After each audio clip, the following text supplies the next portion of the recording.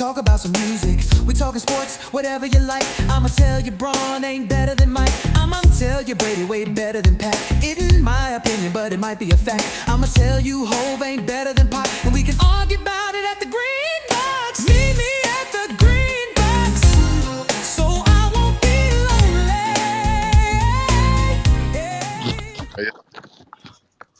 lonely. All right. Y'all hear me? Yeah, we can hear you. Yes, I'll sir. be rolling. Poon, you good? Yeah, I'm good, man. Y'all good? Oh yeah, for sure. Yes, sir. That's right. Have you took the time with us, speak with us on the Green Box podcast? Everybody know I'm T-Red. Got my boy Love. Got the legendary Poon Daddy. What's happening? What's happening? What been going on, brother? How you been? Man, no hard work, lifing, as they say. No. Mm-hmm. For sure. But yeah, we're gonna get started. Let me get this right. All right, let's go. So, Poon, everybody know you is. We gotta introduce yourself. Everybody who's gonna watch this and know Future Flavas 97.5, Hot 107.5. But how did you get started, like in radio? Like, you went to school for it, or?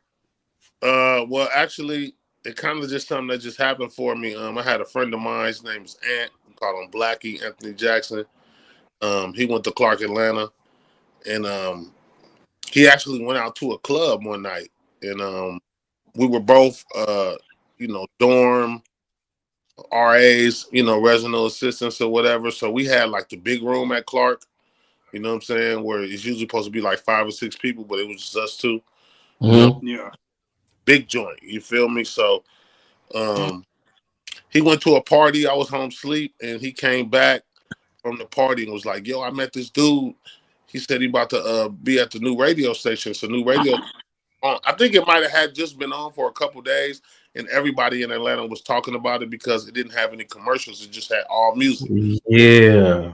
Imagine it was just like almost a hip hop loop of something that was out, and that it just used to play like maybe every 3-4 hours. It would start over again. So that's how it actually came on. And I guess the reason that they did that is because Kathy Hughes, who was the owner's son, Alfred Liggins, he was trying to really test the market just to see what the listenership would be. So it instantly has spiked interest in the city within the first 3-4 days. They was pulling listeners from V103, other stations. It definitely was impactful, and it didn't even have any jocks yet. Like nobody was even talking. That's because they didn't play rap on V103. Like they made it a thing to make sure that they said they didn't play rap. And that's when hip hop was starting to, make that rise. So it came here at the perfect time. I'll never forget that. Yeah. So Mary Catherine Sneed, who was the general manager at V103, left V103 to go work with Alfred Liggins. So when she left, she knew the market. So they was able to kind of attack and do certain things that they knew was going to give, you know what I'm saying, an instant return for the city, you know what I'm saying? And that's what they did. Over the next couple of weeks, I guess once my roommate met him and he came back, he started telling me about the new radio station. I was like, what radio station? And remember that it had been some station playing hip hop. And I was like, okay, that's cool. I don't even think I went like immediately, but my roommate was like, man, you need to go see him, dog. He need to be taken to Atlanta. And at this time, I'm from Los Angeles, right? But I kind of had the golden key to Atlanta because I was like interning for Lefteye. So my ATL just handbook of people I can go see and people I met from working with her kind of really like let me know I had something that other people didn't have. I was able to go walk in the face with my own body. You know what I'm saying? I was able to walk in the dark. And I'm talking about like 19, 20 years old. I didn't need no nothing. I'm coming in there. I'm walking right through. I ain't got no record out. I don't got nothing. I just know.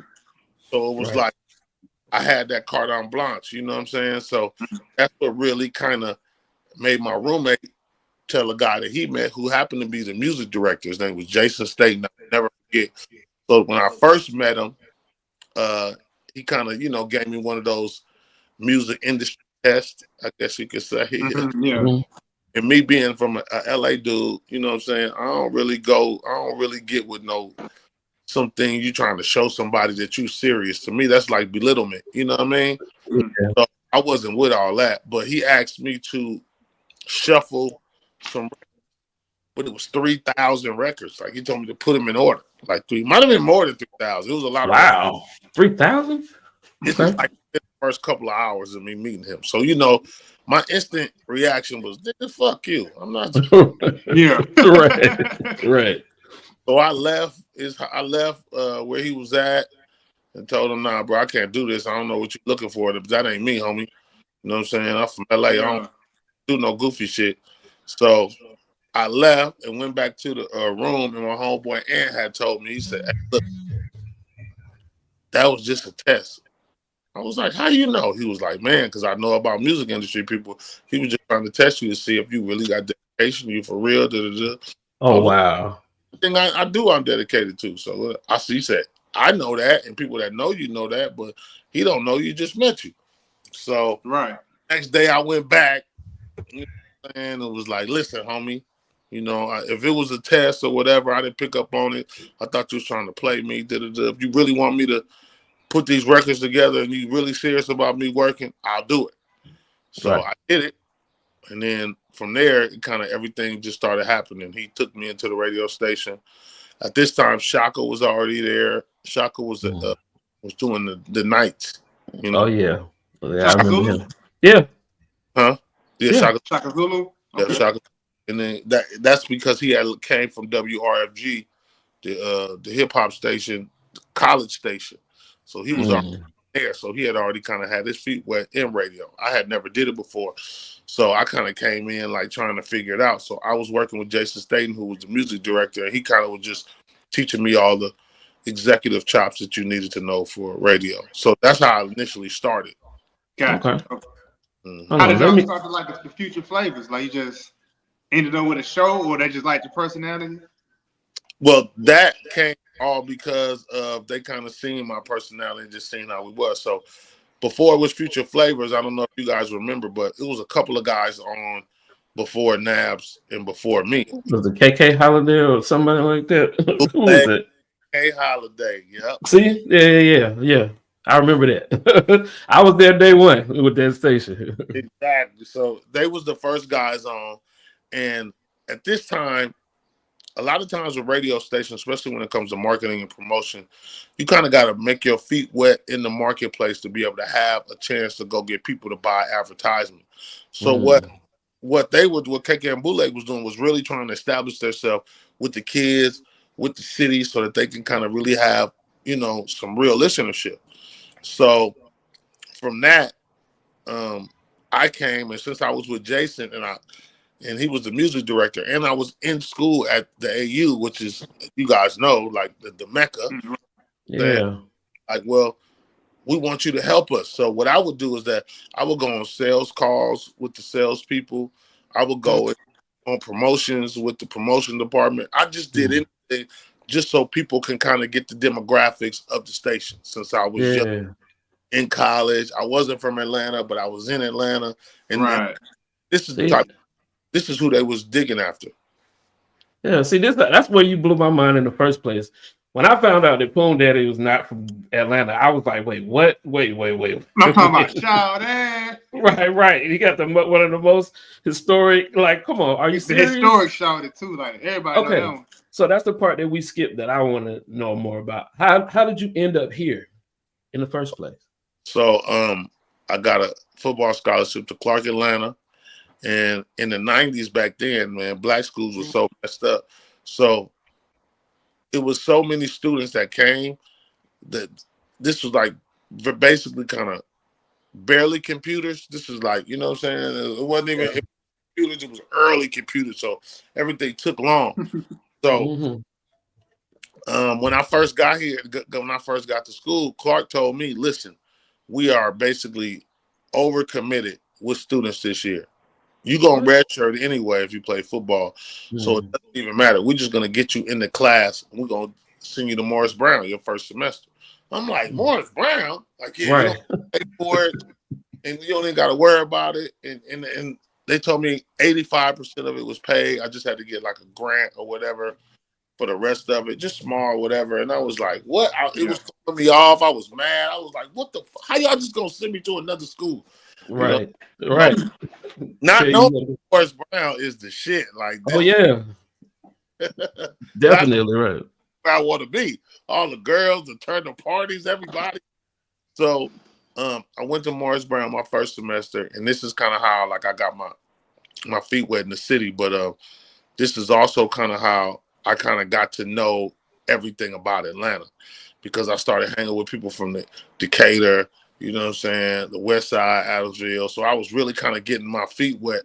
And then by my second semester, by the time I went transfer back to Clark, I was already knowing who everybody was. And then the simple fact of me tapping in with Lisa early, that kind of really got me my validity, where people was like, oh, dude from California fucking with TLC and got me coming up here and did it, you know what I'm saying? And I really was just getting my feet wet. And all that came about just because I had met Lisa. I met Lisa at Magic Mountain in LA when they was first on their first little promotion tour, and it was like in a riot in LA. So that's how I met her. And then when I got to Atlanta, I tapped back in with her, seen her at a party, tapped back in with her, and then from there, it was like history. She had me everywhere with her. I was living at Andre Rison house. I was in Cobb. And everywhere Lisa was at, she had like 10, 15 people with her. And it was like a vagabond full of motherfuckers. Her rap groups, her homegirls, her workers, everybody. So Lisa was just that type of person. Like when she came, she brought the vibe. And, you know, me and a few others was just like basically a part of that vibe. Okay.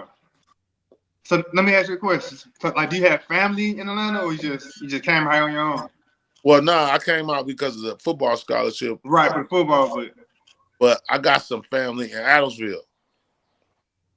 So this is the kind of story about Poon, okay? So Poon, the name Poon came up because I was interning at the radio station, and we did a promotions at Greenbrier Mall. And one of the people that we met at Greenbrier Mall seen me, and you know how Atlanta is, they see you, and when they see you, they automatically associate you with somebody. They instantly call you them. You know what I'm saying? Yeah. I knew this dude that used to be in Adamsville named Big Poonie. He used to ride around like almost a Debo type. He would ride around on a bike. And this is from I'm living in Adamsville. They lived in Allen Temple. So I came down to Atlanta a couple of years, in my high school years, you know what I'm saying, to come visit them. And, you know, I got a chance to kick it and meet people. So I met Poonie and would hang out with him. And he was so, to me, relatable to an LA nigga, like a bully almost, you know what I'm saying? So I was really, you know, taken by just how he got down. And, you know what I mean? I was trying to just follow behind Poonie, like we're Poonie. So, short forward to me working at the radio station, one of the ladies from Allen Temple, she like, hey, what's up? Oh, hey, I ain't seen you in so long. What's up, Poon? How you been, Lil Poon? And people at the radio station was like, who was that? Like, your name was Lil Poon? I thought you were from California. Like, man, I got people. And all that. And then Ryan Cameron's morning show producer, his name is Hollywood. He heard her say Poon and was like, that's a perfect name for you, Poon. Poon. And then the whole Shawtyyy shit came from, I can't lie, one of my brothers, you know, my god brothers are the twins from Jagged Edge. You know, their dad and their mom went to like the same high school back in the day in Hartford, Connecticut. So for me hanging with the twins, going out there messing with them, Kyle from Jagged Edge, quick, scream, shouted everywhere we went, like just loud. Out there mall, Waffle House, anywhere he screamed it loud. So he originally gave me that whole, you know, way for me to be able to relate and tap in with Atlanta. Like when I heard him do that, I was like, damn. But he was just doing it as like a young kid in high school. Right. I hear come around and say, what's up? Shawtyyy, you know what I'm saying? Yeah. So for me, it's just something that I heard and triggered. And I'm one of those type of people that pay attention to kind of like what is what and what is hot. And it just took me back to me growing up in LA. It was a guy by the name of, you know, his name was Russ Parr, but he had a character on the radio, called part? Jimmy. Yeah. Bobby Jimmy got so big in the 80s, he was on K-Day, which was like the first original hip-hop station. All hip-hop, the AM station in the 80s in LA. Bobby Jimmy was originally from Baltimore, came to LA, created this character, and was on the radio. And the character got so big, he got a record deal. That's crazy. That's crazy. I just took a little piece of what Bobby Jimmy did and Russ Parr did and added it on here. So when I got my chance to actually get on the radio, they was like, you got to have a radio name. Hollywood was like, Poon Daddy. That's perfect. I'm telling you. And I started, like, you know what I'm saying? And then he was like, what you going to do is that you're going to give your version of the traffic. You know what I'm saying? Where people usually tell the traffic like, oh, it's congested on 85 and you got to make it, get off on Virginia. Yeah. I didn't do it like that. I gave it to you like I was strictly from Atlanta, and I told you I was on a bicycle. Right. Right. All these attributes to me from the the comical aesthetics and all that to me was something perfect. I didn't hear nobody doing Atlanta, and I didn't hear anybody really repping they was from the A. So from is where you at, man. You know what I'm saying? Everybody know that. So to me, just me being able to give somebody in Atlanta something that they can tap into, that they can be like, oh man, I hear like I'm hearing me. I feel like this is me. This is somebody that represents me. Right. And how Poon Daddy came about. You perfected that, especially with the shouting, because that shit stuck in my head. Hey, I hung around some real good people. I was on the west side, I was on the east side, I was everywhere. So I got the real Atlanta. Good. Right. At the right time too. Legend has it that's you on the Backbone song. Yeah. Yeah. That's you? Yeah, that's me. Yeah. So they sound with you or y'all went to the studio? That's me on the Backbone song. That's me on Wit. I'm on about 5-6 songs saying Shawtyyy. What's the other one? Who You With, Get Crunk, Who You With, Lil Jon. Oh yeah. I didn't know you was on there. I didn't know they sampled. Wow, that's crazy. Lil Jon wanted me to be an artist so bad, bro. He was just like, man, I'm telling you, you're going to be the biggest thing in the world. And see, for me, I don't have no problem with artistry, but like when you want to be an artist and you kind of really want to, people to look at you, it takes a certain type of ability to be in there. I just have never been that person. Like, don't get me wrong, I think it's the greatest thing in the world. Right. Give a fuck if you think that. You know what I'm saying? Right. With artists, they want people to know that this is who they are. I don't give a fuck what you think. Like, I'm not even doing anything for you. I'm doing it for me. So for me, when I do certain stuff, it's my way of necessarily giving back because I don't have to do anything for anybody. It was a different type of thing for me. I'm from LA. You know what I'm saying? Right. I just left the riots. I was on the news with the riots. I didn't give a fuck. Like, come on now. I was trying to change my point of view of my life. That was my whole point of giving a different perspective of life. Because my perspective prior to me coming to Atlanta was really grim and dark. It was, on some LA shit. Right. Extremely aggressive. It was extremely volatile. It was the 90s in LA. It was extra out. Right. Yeah. Well, so you come to Atlanta, you finally get your show. How did Ludacris end up on the show with you? Okay, so before I got my show, I just think I was kind of maybe sitting in with KK and Bootleg, man? Like a extra person on there. Right. Chris came by maybe within the first couple of weeks of me being at the station and was trying to get his music played.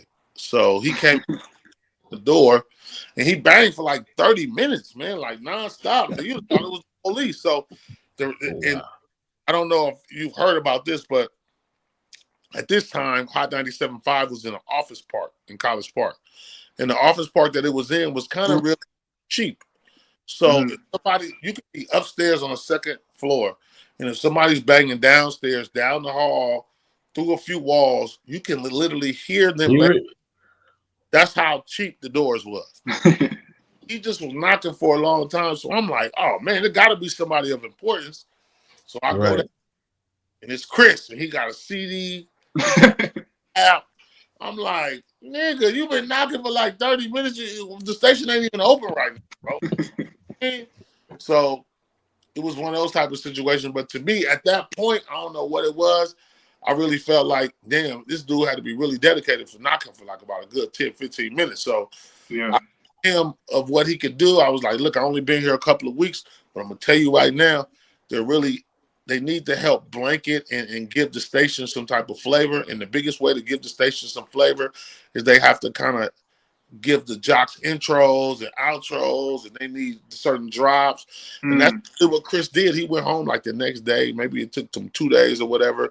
He went home and just came up with all these drops and intros for all the guys on the air. Oh yeah. And Smart. The door, and he was able to come back. So what they told him was like, hey man, tell your guy to come back. And at that time it was Steve Hegwood. He was the program director. He talked to me and him, and he was like, look, I want to keep you on the evening show. And Chris, since you going to college, you know, you can go up on the morning show. You just got to come, you know, come here a little bit earlier, you know what I'm saying, and be on the show. And you can go to school. Mm-hmm. That was pretty much how everything kind of just came about. And since we were the two youngest kids at the station, they kind of used us for that. So anything that had to do with the station for us to be introducing to other people, they used, you know what I'm saying? Yeah. So the whole time, and then I'm assuming he just wanted to kind of get his music played. Then y'all come up with he comes up with the What's Your Fantasy, and y'all did you like take a risk playing that? Like how did that record break? Well, it was a few different things. Like first of all, we kind of was figuring it out initially, so we was actually happy that we were two young kids being able to be accepted in something new that was legit, and that was groundbreaking. The station was hot, everybody was loving it.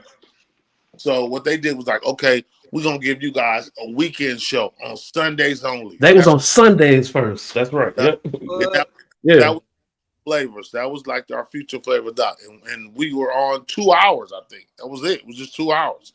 So the first 2 months of us being on the air, the radio listenership was so high for that time that they was like, okay, we got to change this. Like we got to put you regularly. So we lasted on the weekends for maybe like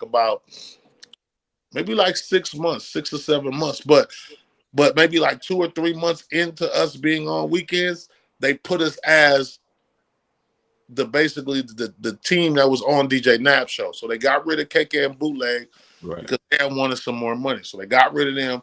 They put on DJ Nabs, and then DJ Nabs had the lab, and they made me and Chris the lab.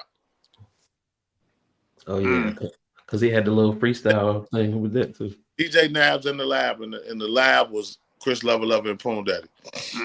Y'all broke a lot of records too. Yeah. Well, our Sunday show was designed just for that, was breaking records. Yeah. That's why it was called Future Flavors, because we was playing the stuff that was new. That like, comment, share, subscribe. Oh yeah. Where we at with our shit anyway? We definitely need Congratulations on 40K. Oh yeah. We hit the 40. Y'all kind of took a risk with it. Man, Kilo, all that early Kilo shit, Phat the Great, Big Oomp. I'm talking about Intoxicated, all that. Man, we played everything. Oh yeah. You know, especially when it came to the mixers, because there was a lot of mixers that wasn't even on the station that we kind of helped establish. You know what I'm saying? Like you know, DJ Drama, first time on the radio was on our show on like a Mix Masters weekend, as well as who else? Shoot, I want to say Mars. I remember DJ Mars. Yeah, Mars was DJing on our show. Of course, you know what I'm saying, the great DJ Jelly, DJ Herb, everybody, man. Like it was you know, legendary time right there. So we was able to really help break a lot of people. I remember having Swizz Beatz DJ as like I think it might have been a Labor Day mix. He was the youngest because he was at Redan. Because I don't know if a lot of people even know he went to Redan. He graduated from Redan. But when his mom first moved down from New York, he was living in Stone Mountain.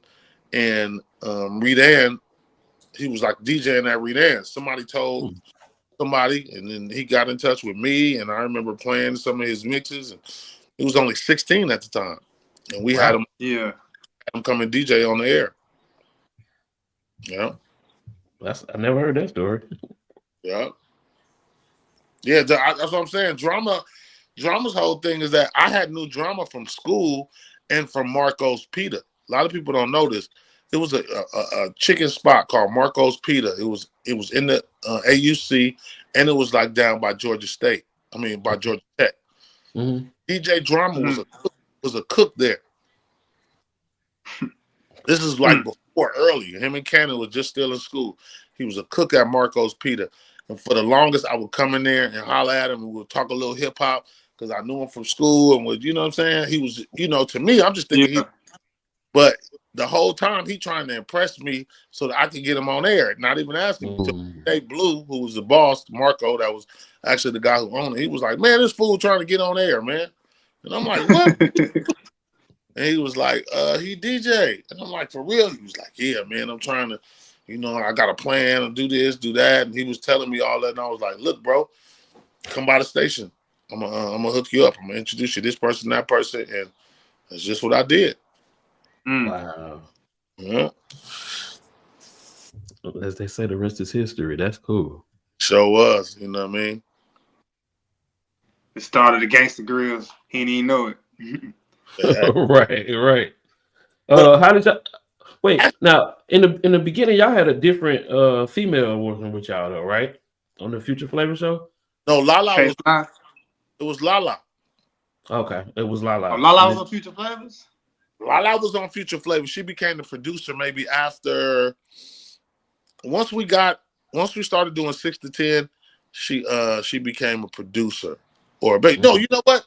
She became a producer when we was doing weekends. And then sometimes when we did 6 to 10, if we were like filling in with other people, she would come. But she was kind of getting herself familiar with a lot of stuff. But she ended up going to Howard. So when she went to Howard, they put her on the station there.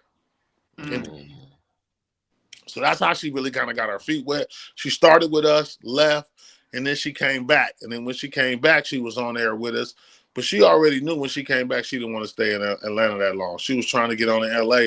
And we wanted to get her on in LA because we didn't want no girl on our show. So we was like, whatever we got, get out of here. And I don't mean that in a harsh way. We were just young and and you just got that bravado. Oh, it's us, it's the guys. You know what I'm saying? But the whole time, this beautiful flower was developing and she was able to kind of do her thing. And, you know what I'm saying? That's how she got to LA. And even when she got to LA, literally, I want to say like within the first 4 months of her getting to LA, she finds out that a job is about to open at MTV. So now she's just trying to York.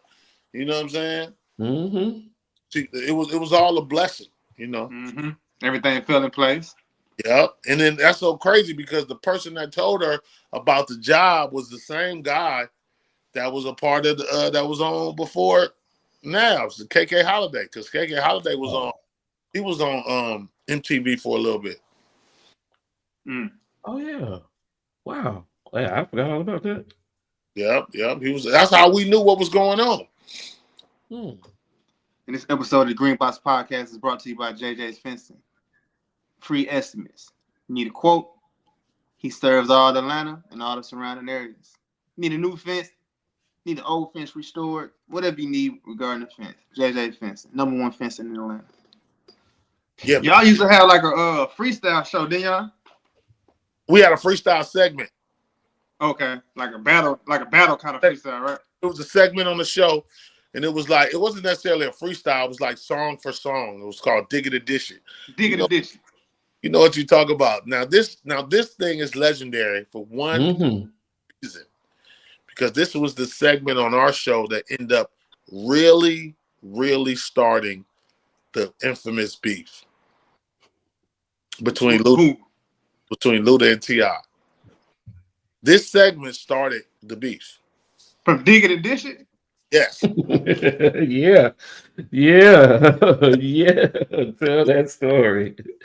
Wow. This is an ill story. So there was a whole debate about this phrase and this whole thing, the King of the South.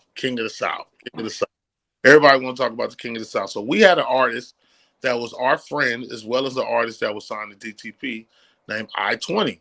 Now, before I-20, when I first met I-20, he was calling himself the King of the South. Okay?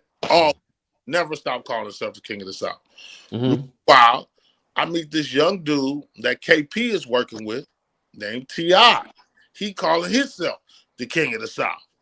I'm seeing him every time I go down to Noontime because, you know, that's where he was working at. So he was telling me and all the guys at Noontime, Noonie and his brother Mike and Ryan Glover, Chris Hicks, Shakir Stewart, they was all about T.I. Everybody. So I knew him and I definitely heard about him. So this one particular time, this is like early Ludacris, but I want to say the records had started coming out. You know what I'm saying? And Chris had put a record out. So we had a few records that came out while we were on air, and I don't think a lot of people know. So DJ Nabs had an album, and Ludacris was featured on there.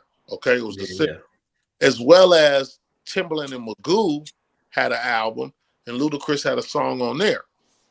Okay, Fat Rabbit. Exactly. So that pretty much kind of established us. But while we were getting established, a lot of people didn't know what was what. See, we were telling people that Ludacris was a whole different person at the beginning. Smart move too. Because initially, I'm gonna keep it real with you. A lot of people used to call us to the station when Chris used to do drops and stuff like that and be dissing Chris.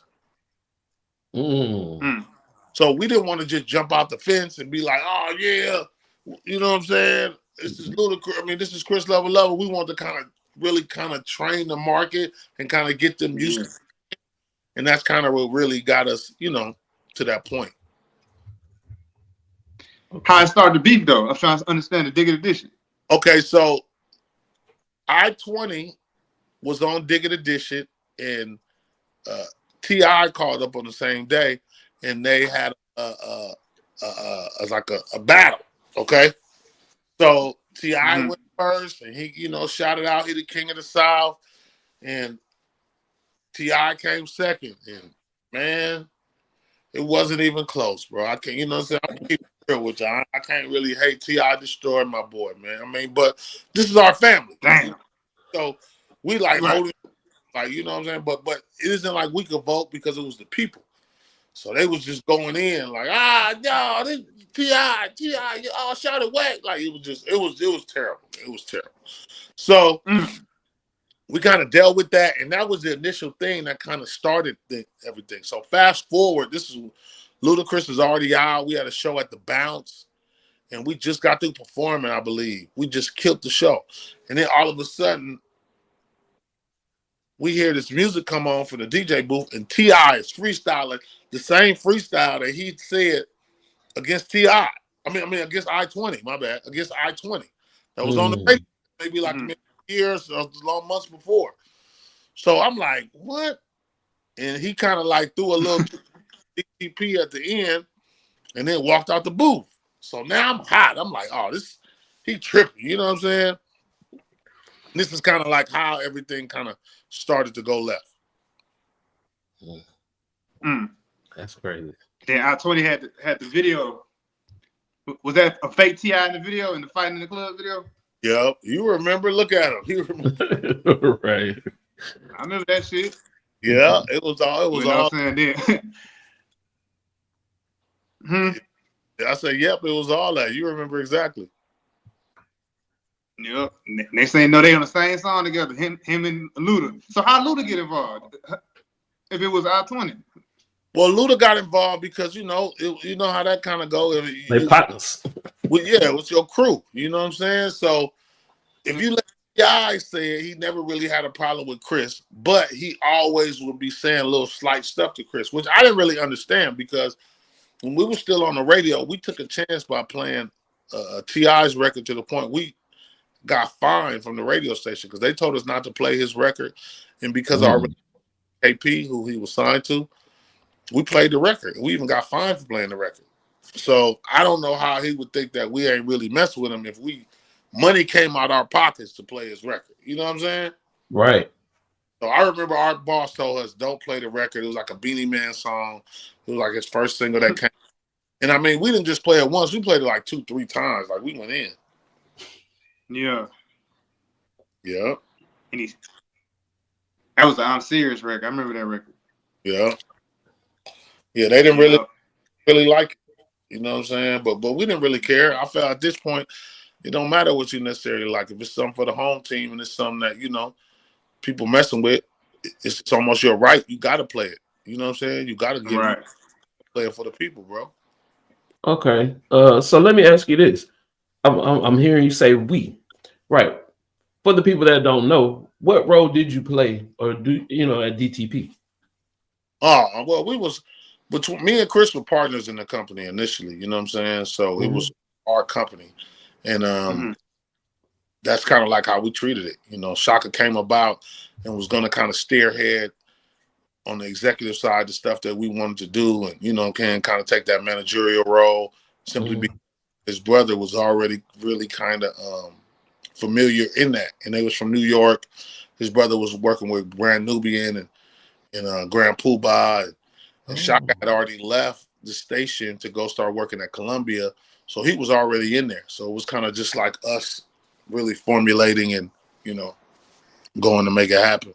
So, you know, I was out there, you know, working with, developing the artists that we had and looking for others. So that's how people such as, you know, the Shaunas and the Chingies and all these different people came about. Chingy came about later because it came about after the Def Jam South acquisition. But, you know what I'm saying? All these different artists that came, Bobby V, you know, these were different stuff that, you know, I was helping develop and get it together so that it can be ready for the market. Right. Which I'm pretty sure you were very qualified to do at that point with your background in music and everything. Yeah. It was all a blessing, and I learned from the best. I got some real good. I had some real good what you call it, you know, people that I can look up to kind of give me the game. You know what I'm saying? It was a plethora of, you know what I'm saying, and I was like an unofficial member of the dungeon. So Rico was, rest in peace, one of my brothers.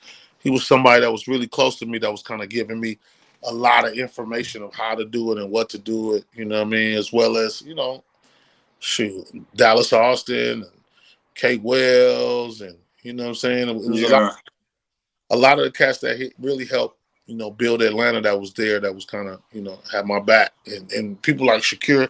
Shakir was like was like a brother to me because we went to school together. We both from LA. We're both from California. We just kind of took a liking to each other. So when I first got out there, he was already there like a year before me. He kind of took me up under his wing and introduced me to everybody and kind of, you know what I'm saying, helped me get my feet grounded in the city. You know what I mean? Yeah. Were you ever like into like management or on that aspect of the music, or you just kind of played the?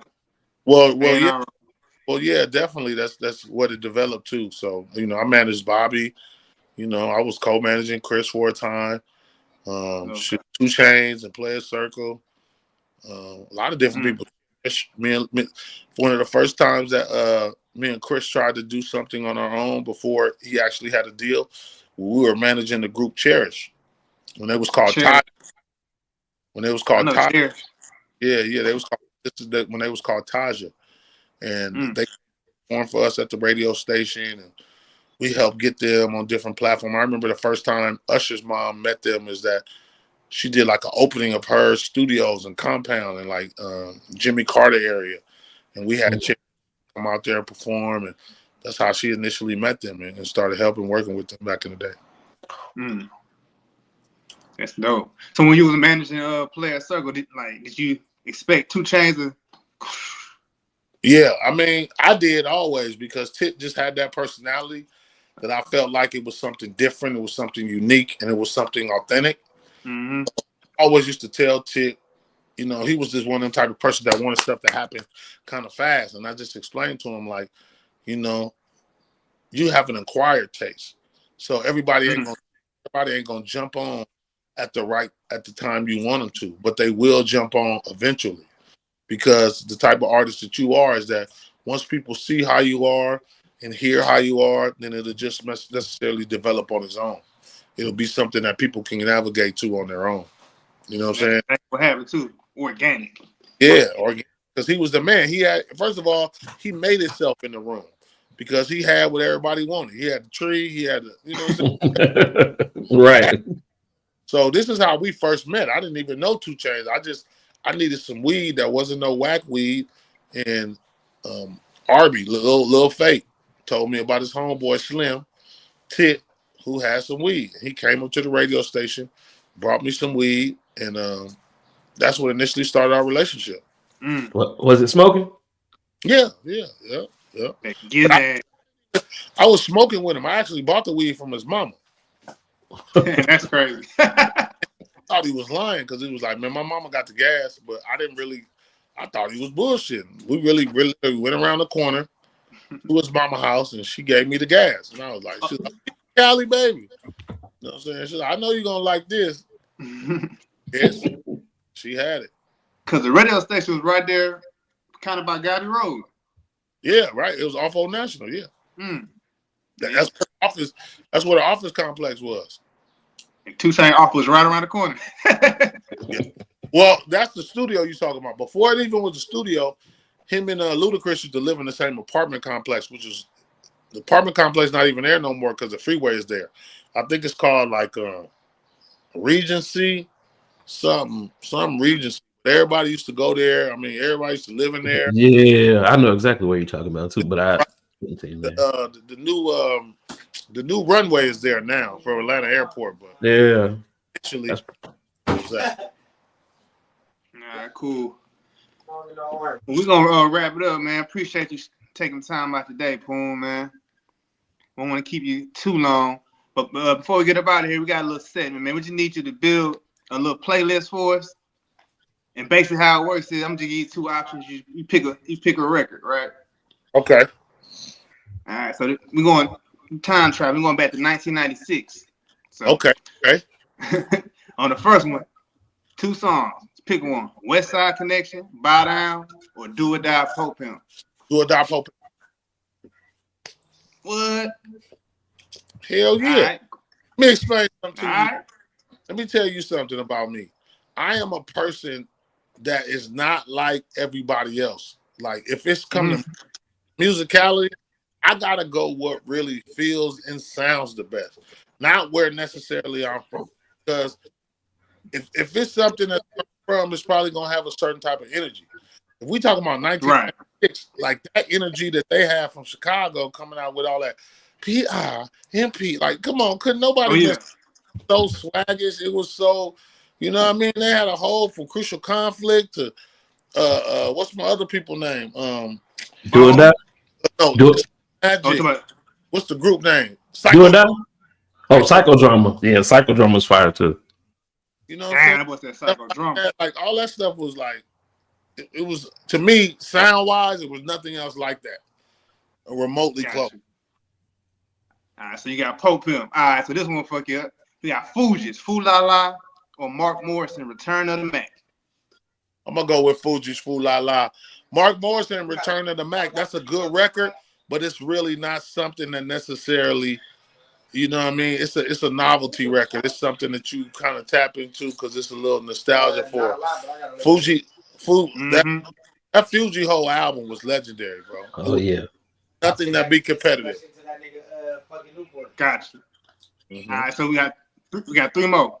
Third one, we got Nas, If I Rule the World, or Bone Thugs, Crossroads. If I rule the world. Crossroads, we be at the crossroads. I gotta go to Crossroads, man. Crossroads, they want to talk about. All right. All right, so then we got LL Cool J, Doing It, or Tupac, How Do You Want It? How do you want it, man? Come on, man. What do you say? How do you want it? All right. You know we gotta go west. We gotta go west eventually, you know. Yeah, I knew it was coming. Wiz. All right, this is the last one right here, man. Final one. Genuine Pony or Aaliyah One in a Million? Dang, that's a hard one. Yeah. That Genuine Pony, that was one of the records that we initially broke, man, because I don't know how the people know, but the record that broke out, the version that broke out, Empress Cersei did that. Y'all know that? No, I didn't know that. The version that's the main version for he did what? Empress Cersei produced that for Black Market. He produced that. The version of My Pony that you hear. Yeah, Timbaland didn't do that. You read face. No, look at his face. That's crazy. Didn't know that. DJ, Right. So That's real that's quick. a story I never heard before. So Empress Cersei. yes. Empress Cersei produced a lot of stuff with Crazy. radio station. He was back doing a lot of stuff simply because he was in touch with the marketing and promotion people. So it would almost be like if they wanted him to support a record, he had to do a remix.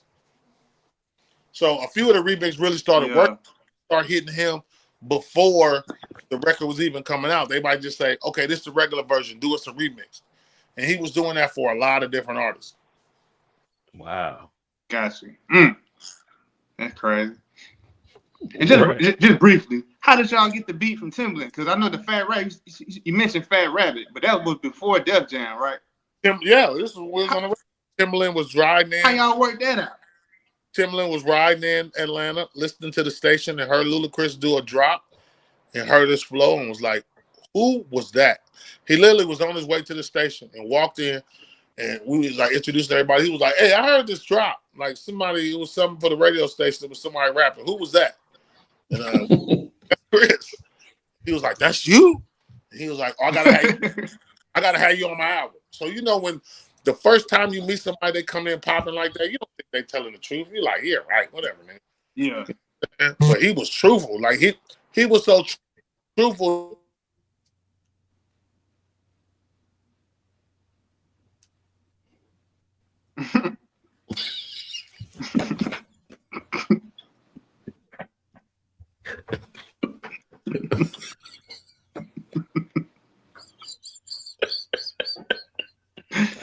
Oh, sweet baby Jesus.